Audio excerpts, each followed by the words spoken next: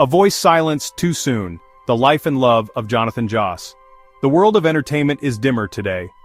A familiar voice has been tragically silenced. Jonathan Joss, widely recognized and beloved for his portrayal of John Redcorn in the iconic animated series, is gone.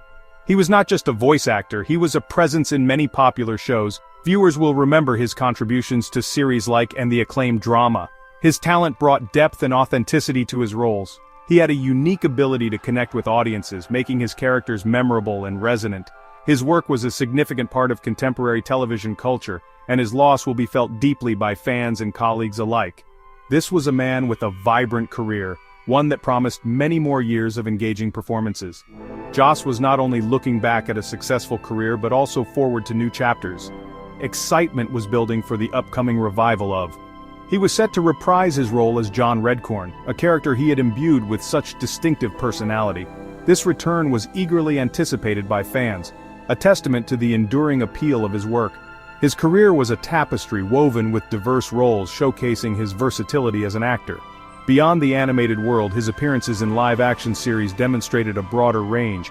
Each role he undertook was approached with dedication and a commitment to his craft, leaving a lasting impression on those who watched and those who worked alongside him. The news of his passing, so sudden and violent, is a stark contrast to the joy he brought to screens. Beyond the screen, Jonathan Joss was a man who had recently embraced a new, profound joy in his personal life. On Valentine's Day of this year, 2025, he married Tristan Kern de Gonzales. Their union was a celebration of love, a hopeful beginning. They were newlyweds filled with dreams for their shared future. According to Gonzales, they were actively looking for a trailer and planning for our future. These were the simple, beautiful aspirations of a couple starting their life journey together. Their happiness, however, was cruelly interrupted. The plans they were making, the home they hoped to build, the life they envisioned, all now overshadowed by an act of unspeakable violence. This personal happiness makes his loss even more poignant and devastating. The promise of that future, so brightly envisioned just months ago, was extinguished on a quiet Sunday. June 1st, 2025, will forever be marked as a day of profound tragedy.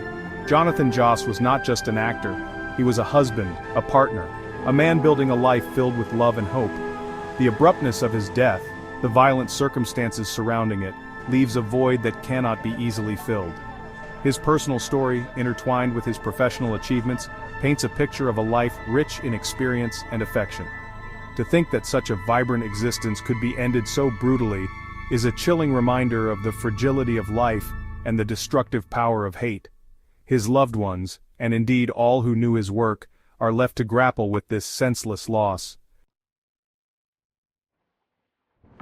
A rising tide of hate warnings ignored, lives shattered. The idyllic image of home, a place of safety and refuge, had become a source of terror for Jonathan Joss and Tristan Kern de Gonzales long before the fatal encounter. Their life in their San Antonio neighborhood was marred by a relentless campaign of harassment. Gonzales has bravely spoken out, revealing that they endured over 2 years of escalating threats. These were not vague or isolated incidents. Individuals in the area, he stated, made it abundantly clear that they did not accept their relationship. The hatred they faced was overt and deeply personal. It was a constant undercurrent of menace in their daily lives, a shadow that loomed large over their happiness and their sense of security in their own community. The nature of this harassment was explicitly homophobic. Tristan Kern de Gonzales recounted how much of the harassment was openly homophobic. These were not mere disagreements or neighborhood squabbles, these were targeted attacks based on who they loved. The threats escalated to a horrifying degree.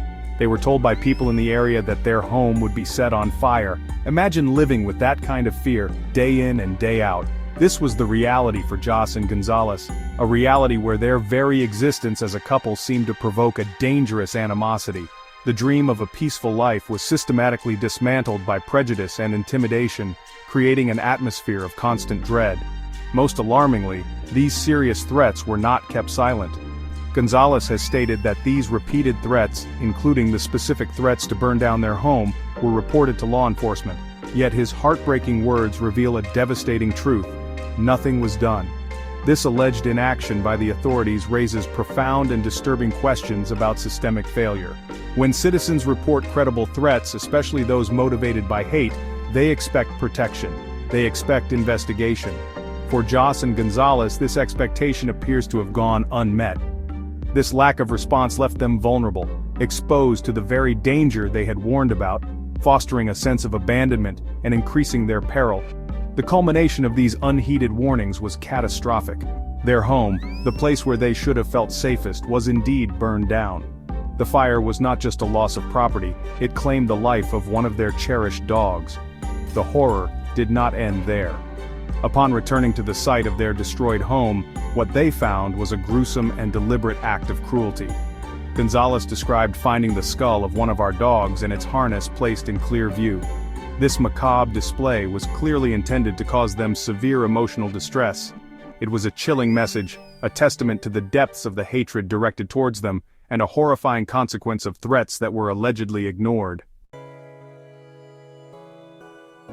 The final act of love sacrifice amidst brutal violence. The weight of their loss and the ongoing trauma led Jonathan Joss and Tristan Kern de Gonzales back to the site of their former San Antonio home on that fateful Sunday, June 1st. They were there simply to check their mail. It was a mundane task, yet undertaken at a location steeped in pain and recent horror. They were, as Gonzales described, grieving the loss of their home, their pet, their peace of mind, and the life they had tried to build there. It was in this vulnerable moment, surrounded by the ashes of their past and the specter of relentless hostility, that the final tragic confrontation occurred. They were exposed not just physically but emotionally to the dangers that had plagued them. As they stood there, amidst their sorrow, a man reportedly approached them. This man, later identified by authorities as Sigfredo Alvarez Ceja, did not come in peace. According to Gonzales's harrowing account, the encounter quickly escalated into a torrent of hate. The man allegedly began yelling violent homophobic slurs. These words, vile and filled with malice, were a verbal assault, a continuation of the campaign of intimidation they had endured for so long. But this time, the threats were immediate, the danger palpable. The slurs were a prelude to an act of irreversible violence, underscoring the hateful motive that Gonzales believes fueled the attack. It was a direct confrontation with the very prejudice that had already cost them so much. The verbal assault then turned physical and deadly. The man, still shouting slurs, allegedly raised a gun.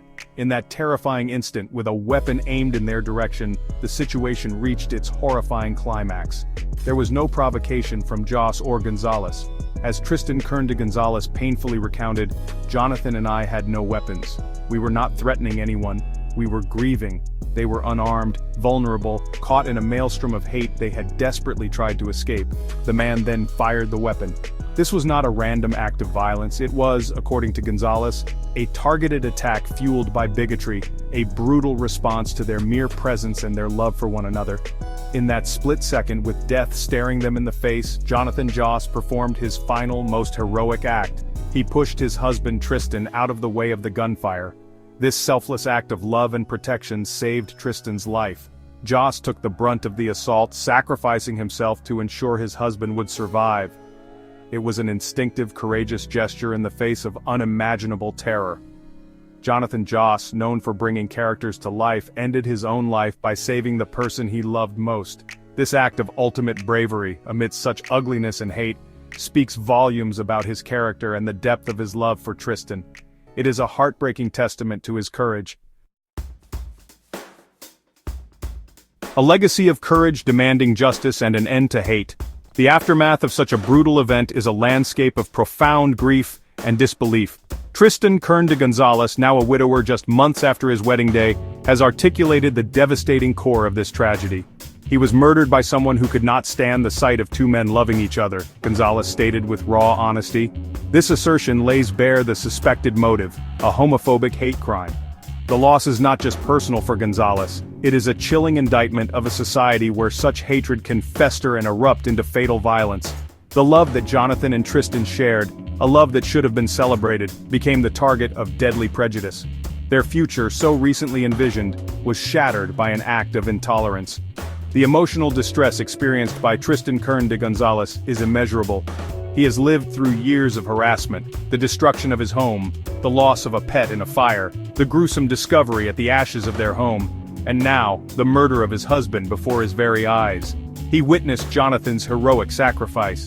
This litany of horrors would break anyone. Yet, through his pain, Gonzales has found a voice.